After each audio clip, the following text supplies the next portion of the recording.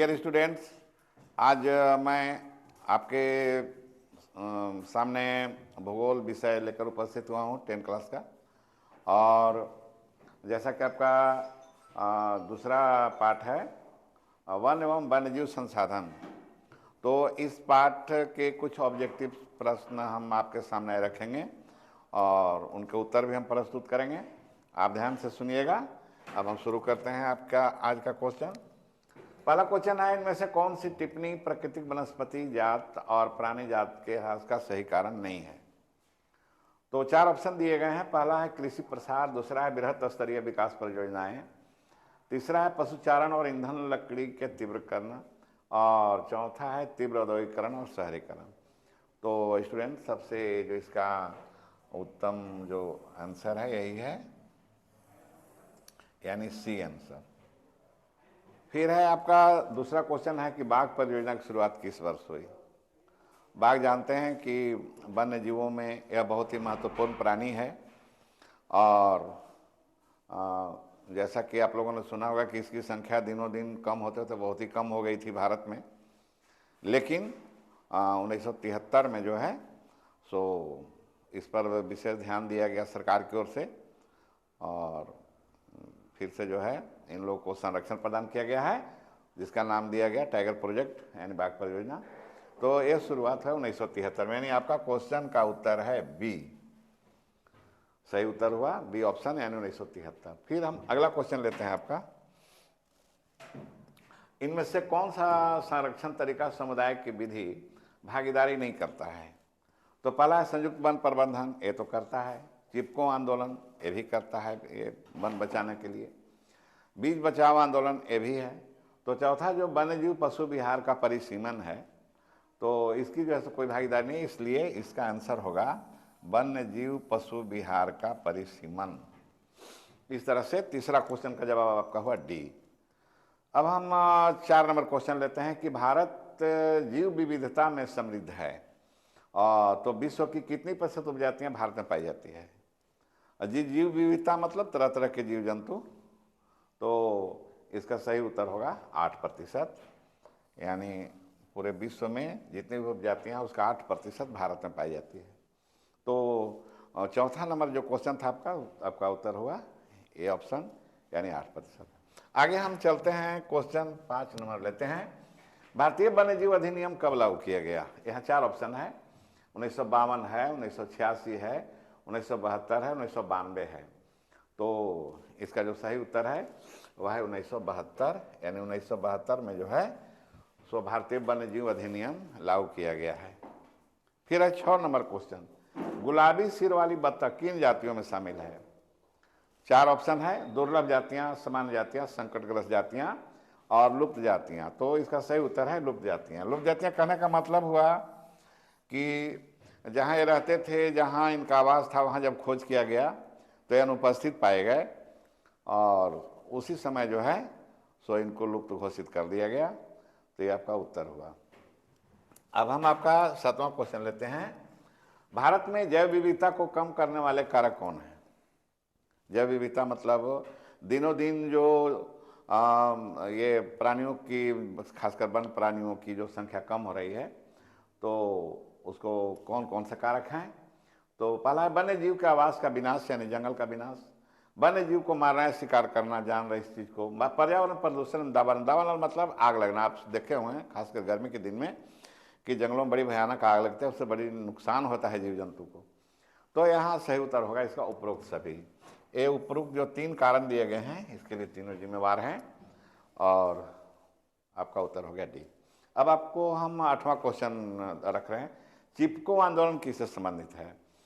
तो चिपको आंदोलन है, 4 ऑप्शन है। मृदा अपरदन को रोकने के लिए, वनों की कटाई रोकने से, बहुउद्देशीय परियोजनाओं से, कृषि उत्पादन बढ़ाने से। तो इसका सही उत्तर होगा वनों की कटाई रोकने से। चिपको आंदोलन उत्तराखंड में शुरू किया गया था और इसका मेन मकसद है कि जब लोग पेड़ काटने जाएंगे तो वे पेड़ से चिपक जाते हैं, इसीलिए इसका नाम है चिपको आंदोलन। तो वन कटाई को रोकने से ये संबंध रखता है यह आंदोलन। तो आपका सही उत्तर हुआ बी। अब हम क्वेश्चन नंबर 9 लेते हैं आपका, संयुक्त वन प्रबंधन की 1988 में औपचारिक शुरुआत किस राज्य में हुई? 4 ऑप्शन है, केरल, झारखंड, उड़ीसा और बिहार। तो स्टूडेंट्स इसका सही आंसर है उड़ीसा। उड़ीसा में जो है सो 1988 में वहाँ के स्थानीय लोगों की भागीदारी को जो है सो वन बचाने में शामिल किया गया और वहीं शुरुआत हुई इसकी। तो इसलिए इसका उत्तर है उड़ीसा। अगला है 10वां नंबर क्वेश्चन कि वन विभाग के अनुसार कुल वन क्षेत्र का 1/3 हिस्सा किस वन का है? तो प्रशासनिक दृष्टिकोण से आप लोग को मालूम होगा कि भारत में वनों को 3 भागों में बांटा गया है। एक है आरक्षित वन, दूसरा है रक्षित वन और तीसरा है अवर्गीकृत वन। तो यहाँ पर जो आप 4 ऑप्शन देख रहे हैं कि अवर्गीकृत होगा, कि रक्षित होगा, कि आरक्षित होगा, कि अन्य वन होगा, तो हमारा सही उत्तर है रक्षित वन। यानी जितना वन है उसका 1/3 यानी लगभग 33% यही वन है, रक्षित वन। तो इस तरह से 10वां क्वेश्चन का भी उत्तर आपको मिल गया। अब हम 11 क्वेश्चन लेते हैं, 11 नंबर। 11 नंबर क्वेश्चन है कि भारत में उपलब्ध स्तनधारियों में से कितने प्रतिशत को लुप्त होने का खतरा है? स्तनधारी का मतलब कि जो प्राणी अपने बच्चे को दूध पिलाते हैं तो उसको स्तनधारी कहा जाता है। और जिस तरह के उपलब्ध आंकड़े हैं उसके अनुसार मैं आपको उत्तर बता रहा हूँ कि वह जो है 30% है। यानी भारत में जो उपलब्ध स्तनधारी हैं तो 30% को लुप्त होने का खतरा है। तो ये आपका सही उत्तर हुआ सी। अब हम 12 नंबर क्वेश्चन लेते हैं। सदाबहार वृक्ष यौ एक औषधीय वनस्पति है या किस राज्य में पाया जाता है? तो स्टूडेंट यौ जो है सो ये हिमालय क्षेत्र का ये पेड़ है और यह चीड़ के प्रजाति का होता है यौ। और यहाँ दिया हुआ है कि किस राज्य में पाया जाता है। तो बड़ी ये मूल्यवान पेड़ है कि इससे एक दवा बनता है जो कैंसर में काम आता है। तो ये जो है हिमाचल प्रदेश में है। आपका ऑप्शन चौथा होगा इसमें डी, ये उत्तर सही है। अब हम चलते हैं 13वां नंबर क्वेश्चन लेते हैं, नंबर 13। पेड़ एक विशेष असीमित दयालु और उदार पुंजीवधारी हैं जो अपने सतत पोषण के लिए कोई मांग नहीं करता है और दानशीलता पूर्वक अपने जीवन की क्रियाओं को भेंट करता है। यह सभी की रक्षा करता है और स्वयं कुल्हाड़ी चलाने वाले विनाशक को भी छाया प्रदान करता है। यह कथन किसका है? यहाँ 4 महापुरुषों का नाम आप देख रहे हैं, महात्मा गांधी, गौतम बुद्ध, विनोबा भावे, सुंदरलाल बहुगुणा। तो ये किसका स्टेटमेंट है आपसे पूछा जा रहा है? तो इसका सही उत्तर है गौतम बुद्ध। ये उक्ति जो है, ये स्टेटमेंट जिसको हम कहते हैं, ये गौतम बुद्ध का था। फिर हम अगला क्वेश्चन लेते हैं 14 नंबर। एक सींग वाला गैंडा भारत में कहाँ मिलता है?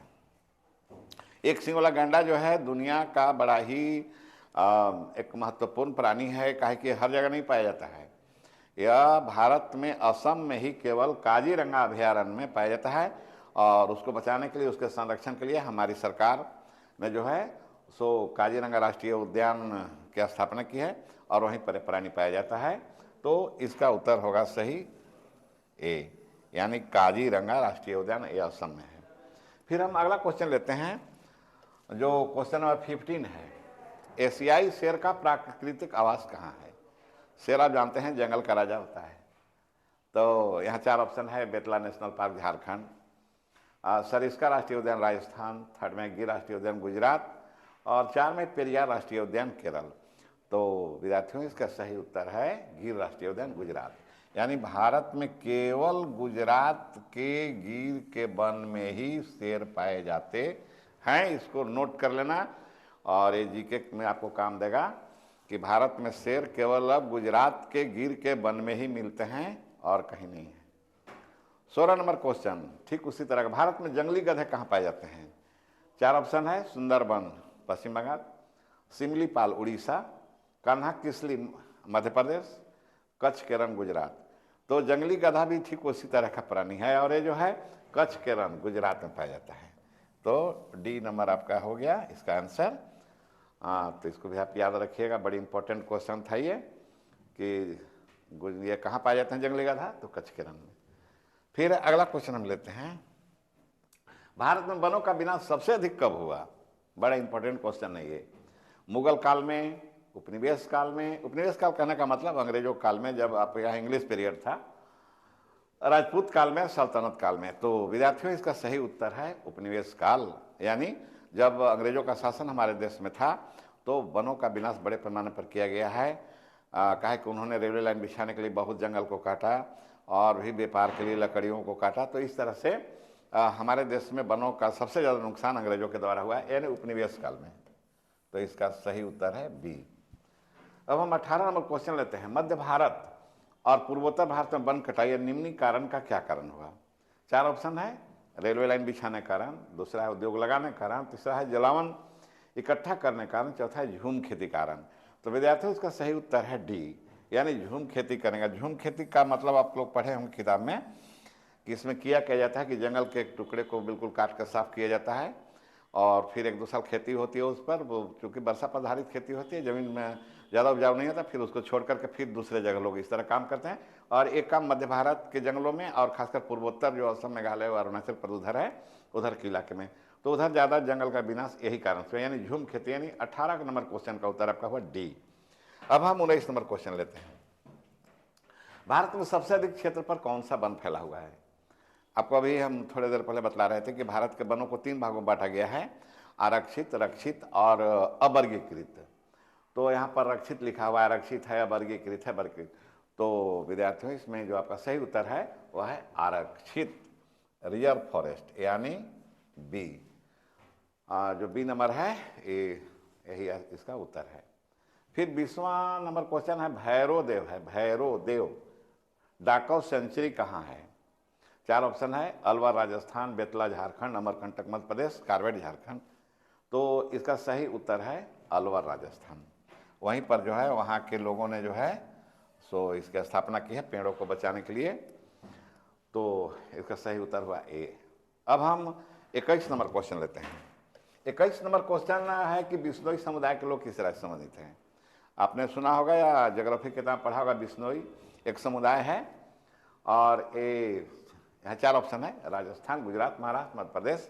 तो आपका सही उत्तर है राजस्थान।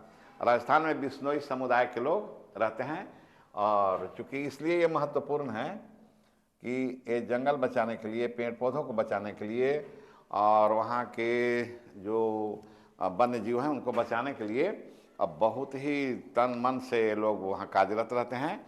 और इस समुदाय का बिश्नोई इसलिए नाम पड़ा कि 20 और 9 29 होता है, यानी 29 से इनका सिद्धांत है, इसलिए इनको बिश्नोई कहा जाता है। यानी 20 और 9 29 सिद्धांत है इनका और उसी को पालन करके और ये काम करते हैं, यानी वन और वन्य जीवों को बचाने में महत्वपूर्ण भूमिका निभाते हैं ये।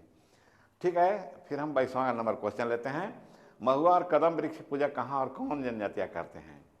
एक है चेरो जनजाति पलामू, दूसरा है उरांव जनजाति हजारीबाग, तीसरा है मुंडा और संथाल छोटा नागपुर और चौथा है परहैया जनजाति गिरिडीह जिला। तो विद्यार्थियों सही उत्तर इसका होगा मुंडा और संथाल छोटा नागपुर क्षेत्र। यहाँ के जो आदिवासी लोग जिसको हम जनजाति कह रहे हैं, ये लोग महुआ और कदम वृक्ष की पूजा करते हैं। तो अब हमारा अगला क्वेश्चन है यानी 23 नंबर कि घाना पक्षी विहार कहाँ है? पहले तो पशुओं की बात कर रहे थे, हमने पक्षी की बात शुरू किया। घाना पक्षी विहार बहुत ही फेमस है इंडिया में और यहाँ पर 4 ऑप्शन है। भरतपुर राजस्थान, दलमा सिंहभूम, हजारीबाग नेशनल पार्क और पेरियार केरल। तो इसका सही उत्तर है भरतपुर। भरतपुर का घाना पक्षी विहार जो है सो पूरे भारत में फेमस है। तो आपका सही उत्तर हुआ 23 का ए। अब 24वां क्वेश्चन हम देख रहे हैं। किस प्रदेश की जनजातियां शादी के दौरान इमली और आम वृक्ष की पूजा करते हैं? एक है मध्य प्रदेश और छत्तीसगढ़, दूसरा में है राजस्थान और गुजरात, तीसरा उड़ीसा और बिहार और चौथा ऑप्शन है पश्चिम बंगाल और असम। तो इसका सही उत्तर है उड़ीसा और बिहार। बिहार मतलब झारखंड भी उसमें आ गया। तो इस तरह से आपका उत्तर हो गया सी। अब है अगला क्वेश्चन और अंतिम क्वेश्चन है आज का कि हिमाचल यव एक प्रकार का औषधीय पौधा है और इसमें टेक्सोल नामक रसायन निकाला जाता है। यह रसायन किस रोग के इलाज में काम आता है? बड़ी इंपॉर्टेंट क्वेश्चन है। तो विद्यार्थियों यव जो है सो चीड़ प्रजाति कहिए एक पेड़ होता है और हिमालय क्षेत्र में ऐसे तो 2 राज्यों में पाया जाता है भारत में। एक है हिमाचल प्रदेश और एक उधर है फिर पूर्वोत्तर राज्य में शायद अरुणाचल या कहाँ पाया जाता है। तो इससे जो है जो टेक्सोल नामक एक रसायन पाया जाता है उसमें उसको निकाला जाता है और बड़ी भयानक बीमारी यानी कैंसर के इलाज में काम आता है डी। तो इस तरह से 25 नंबर क्वेश्चन का उत्तर हो गया डी। तो इस तरह से ये अंतिम क्वेश्चन था और आप लोग ध्यान से सुने होंगे, हमको पूरा विश्वास है और देखे भी होंगे, याद भी करेंगे आप इसको और आज हम इन्हीं क्वेश्चन के उत्तर को देते हुए आपसे विदा चाहते हैं, और फिर हम आगे मिलेंगे आपसे, और फिर आगे के लिए आप लोग बहुत बहुत धन्यवाद।